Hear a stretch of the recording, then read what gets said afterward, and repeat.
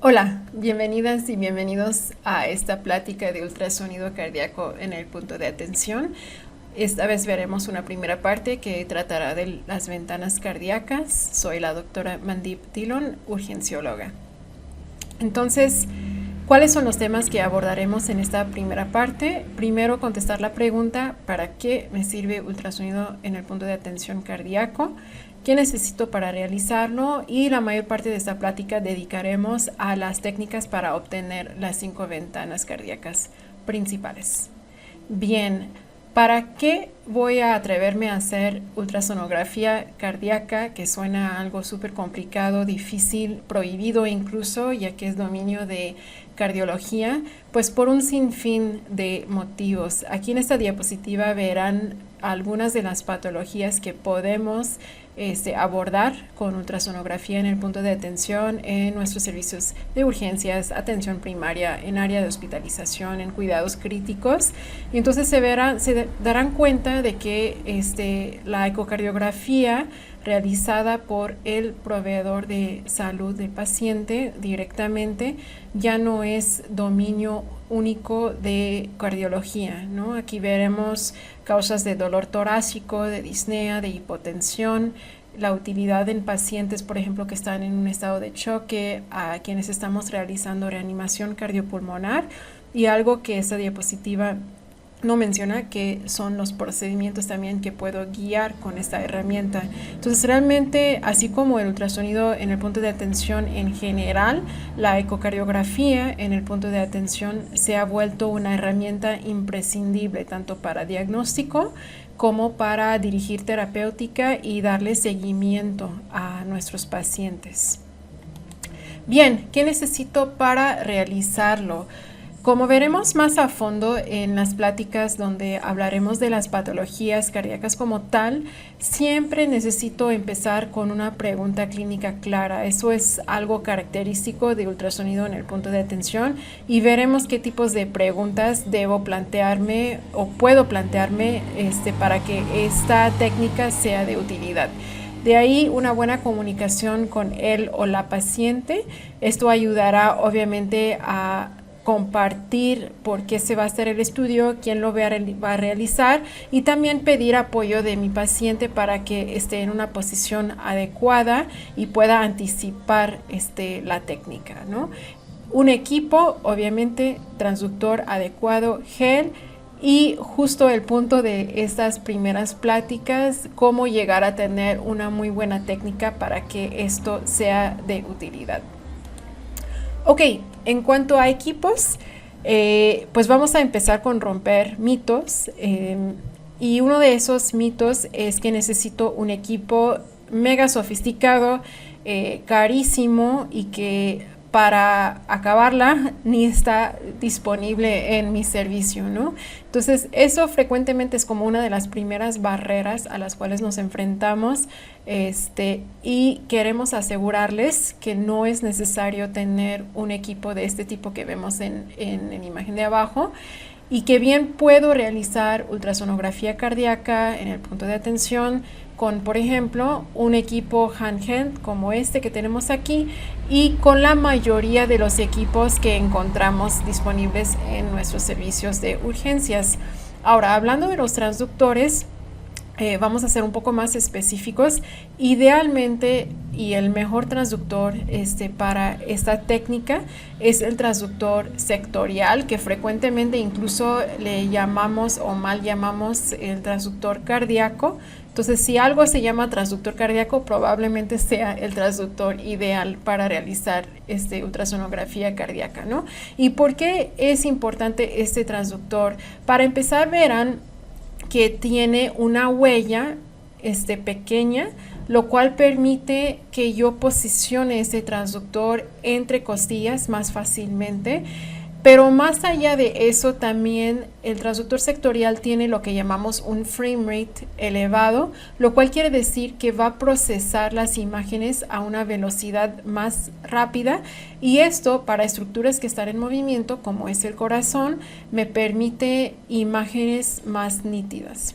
Si no tengo a la mano un transductor sectorial, pues bueno, bien puedo usar el transductor convexo, que suele ser de los más comunes que tenemos disponibles.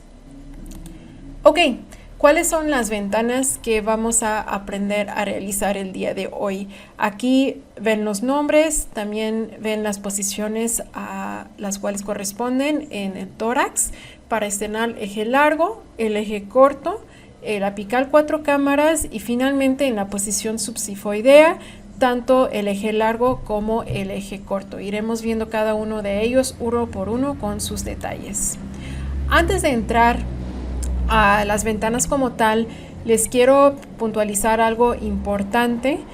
Todo lo que vamos a ver con ultrasonografía y en este caso en específico ultrasonografía cardíaca, se trata de planos, ángulos, posiciones, ¿no? Entonces, darse cuenta con esta papaya, por ejemplo, dependiendo del plano en el cual la voy a cortar, va a depender lo que voy a mirar.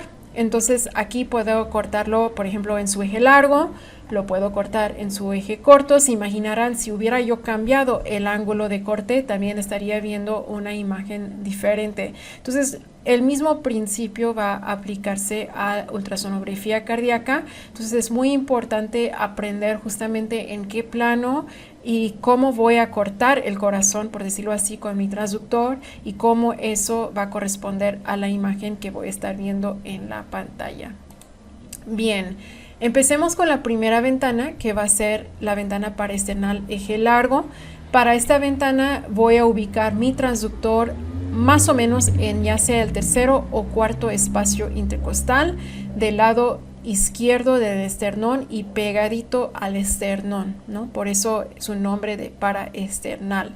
En este caso estoy cortando el corazón en su eje largo, como verán en la imagen de en medio, y tengo el indicador de mi transductor apuntando hacia el hombro derecho de mi paciente. Esta ventana, que veremos en la siguiente diapositiva, me va a ayudar a valorar varias cosas. Es una ventana súper útil, me ayuda a valorar lo que es la aurícula izquierda, el ventrículo izquierdo. Puedo hacer algunas mediciones para valorar la función cardíaca global. Puedo detectar hipertrofias, si hay dilatación de mi ventrículo derecho, y también es útil para detectar tamponade cardíaco. Ok. Entonces, si realizo esta ventana, la siguiente imagen es la que debo de estar viendo en mi pantalla. Entonces, una pregunta frecuente es, bueno, ¿a qué profundidad llevo mi imagen, ¿no? Va a depender obviamente de la fisionomía de cada paciente. En general, una profundidad de más o menos 12 a 14 centímetros debe bastar, siempre y cuando logre yo ver justo detrás de lo que es este corte de mi aorta descendente. Entonces, una profundidad que me permita ver todas estas estructuras que tenemos en esta imagen. Y también el otro punto importante es que debo ver el septum interventricular lo más horizontalizado posible. También debo de poder ver tanto mi válvula aórtica como mitral, el pericardio, obviamente cubriendo lo que es la pared libre del ventrículo izquierdo. Y aquí quiero ver parte de mi ventrículo izquierdo, sin embargo no quiero llegar a su ápice. Así más o menos vamos a darnos cuenta que tenemos una imagen adecuada y estas son las estructuras que debo poder valorar. Ahí, en ese mismo punto, si yo realizo una rotación para que el indicador de mi transductor esté apuntando hacia el otro hombro, es decir, el hombro izquierdo, voy a poder valorar lo que es mi ventana paraesternal eje corto. Entonces, aquí ven en qué plano estamos cortando el corazón, perfectamente en su eje corto. Y esta ventana me va a ayudar igual en algunas otras cosas, evaluar la función de mi ventrículo izquierdo. Muy importantemente, y lo veremos cuando ya valoremos patologías, la relación entre el diámetro de mi ventrículo derecho e izquierdo. Y cuando vemos temas un poco más avanzados, por ejemplo isquemias, esa ventana también es útil para detectar hipocinesias segmentales.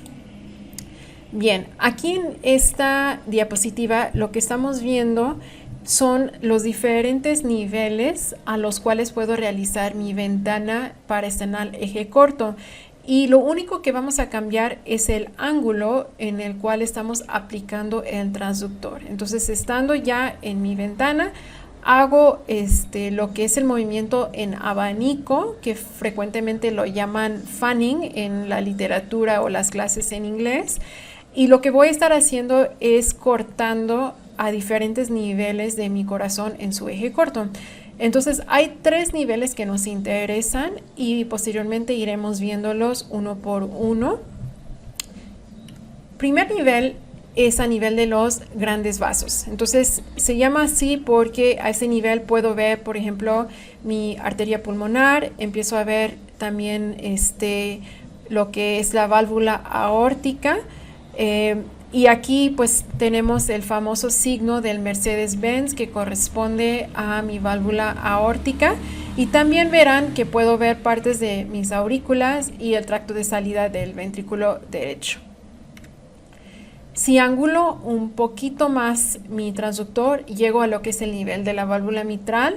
Y aquí empezamos a ver esa relación que mencionaba entre el ventrículo derecho y el ventrículo izquierdo. Vemos el septum, podemos valorar la morfología del septum y vemos la famosa boca de pez que corresponde a mi válvula mitral con sus 2 valvas.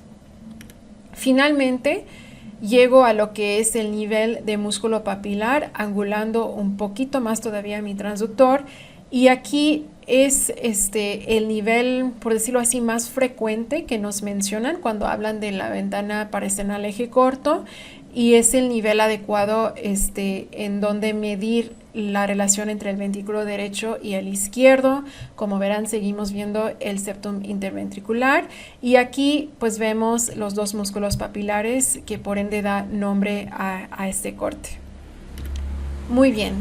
Seguimos con la siguiente ventana, que es la ventana apical 4 cámaras. Para realizar esta ventana voy a aplicar mi transductor en lo que es básicamente el punto de máxima intensidad de mi ventrículo izquierdo. Entonces, la forma en la cual yo frecuentemente lo hago es primero palpar el tórax de mi paciente, encontrar dónde está ese punto, ya que puede variar de paciente a paciente dependiendo de si es hombre, mujer, y también obviamente la fisionomía de mi paciente. Entonces palpo, encuentro ese punto y ya aplico el transductor. Si no, lo que pueden hacer es aplicar el transductor justo debajo de la tetilla en hombres y empezar así, y en mujeres sería en lo que es el pliegue submamaria, ¿no? El indicador de mi transductor va a estar apuntando a lo que son las 3 horas del reloj, y lo que voy a estar haciendo es cortando a través de las 4 cámaras de mi corazón. Esta ventana, por decirlo así, probablemente sea, entre comillas, la más útil. Si tuviera que escoger una ventana cardíaca, frecuentemente esta es la que escogemos, aunque como veremos más tarde, es importante nunca limitarnos a una sola ventana, pero digamos que si tuviera que escoger, probablemente esta sería con la que me quedaría. Nos ayuda a igual evaluar la relación entre ventrículo derecho e izquierdo. Se pueden hacer mediciones igual para estimar lo que es el gasto cardíaco. Puedo detectar lo que es dilatación de cavidades, y también otra vez en casos de isquemia, de infartos, puedo detectar lo que son hipocinesias segmentales. Aquí vemos la ventana 4 cámaras con obviamente las 4 cámaras, el septum interventricular, y quiero mencionar una estructura aquí que no es algo que buscaríamos quizás usualmente, pero sí es un tip para que ustedes mismos pueden orientarse y darse cuenta que no están confundiendo lo que son las cavidades derechas con las izquierdas. Esa estructura se llama la banda moderadora, la vamos a encontrar en lo que es el ventrículo derecho, básicamente una estructura musculosa.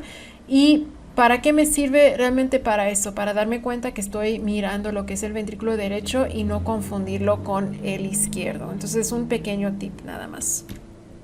Bien, Vamos a terminar con lo que es la ventana subsifoidea, primero en su eje largo. Para realizar esta ventana, como dice su nombre, voy a ubicar lo que es mi transductor en la posición subsifoidea, justo debajo de la apófisis sifoides, y el indicador de mi transductor de nuevo va a estar apuntando hacia las 3 horas del reloj. Aquí vemos el corte en medio del corazón, y esta ventana, como verán, tanto en ultrasonografía cardíaca como cuando aprendan a realizar el FAST o FAST extendido, se darán cuenta que es súper útil para detectar lo que son derrames pericárdicos, y también es una muy buena ventana y muy útil cuando realizamos reanimación cardiopulmonar, ya que la posición de mi transductor no va a interferir con el masaje cardíaco. Eso es lo que vemos en la ventana subsifoidea, eje largo, las 4 cavidades de nuevo, la estructura que nos provee esa ventana acústica tan hermosa es el hígado, y entonces nos da pues un panorama bastante buena y útil del corazón. Si estando en esa posición realizo una rotación a 90 grados para que el indicador ahora esté apuntando hacia la cabeza de mi paciente, voy a obtener lo que es la ventana subsifoidea eje corto, también conocida como la vista de la vena cava inferior. Entonces, ¿para qué vamos a valorar la vena cava inferior?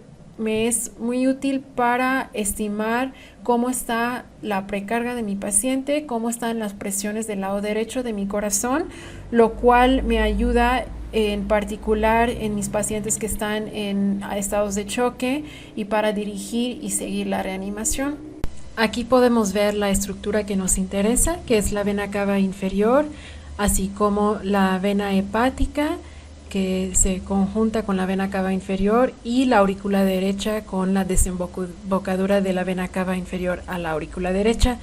Hemos marcado aquí en línea roja básicamente el punto en el cual vamos a realizar mediciones de la vena cava inferior cuando lleguemos a estudiarlo a más detalle. Entonces, estas son las ventanas cardíacas principales. Hablamos un poco de por qué voy a realizar ecocardiografía cardíaca, para qué me sirve, qué necesito, que ya vimos que no es equipo imposible para conseguir. Entonces, en resumen, nada más otra vez decir, sí se puede, las y los urgenciólogos podemos totalmente realizar ecocardiografía en el punto de atención con la suficiente práctica y con los elementos necesarios. Les aconsejo, para superar el miedo a esta técnica y llegar a realizar ventanas buenas, escaneen todos los corazones posibles, aunque su paciente no tenga una patología cardíaca. Si hay permiso de parte del paciente y hay oportunidad, escanean los corazones para volverse expertos y expertas en esto. Siempre es importante realizar más de una ventana. De entrada, para confirmar o descartar diagnósticos, patologías, hallazgos, necesito más de una ventana, y además cuando escaneen ustedes realicen todas las ventanas cardíacas para que se vuelvan buenos y buenas en realizar todas las 5 ventanas, y así cuando tengan situaciones un poco más complejas donde quizás no se puede conseguir alguna de las ventanas, tienen opciones, ¿no? Y tienen margen para realizar un estudio todavía útil. Finalmente, deben conocer muy bien qué ventana sirve para qué cosa. Aunque obviamente ya acabamos de mencionar que hay que saber realizar las 5 ventanas, siempre es bueno dirigir nuestro estudio y saber qué ventana me va a dar más información dependiendo de la pregunta clínica que me planteo al inicio del proceso, y entonces puedo incluso ordenar mis ventanas de acuerdo a cuál me va a ser más útil dependiendo del caso. Entonces esos serían los puntos en resumen.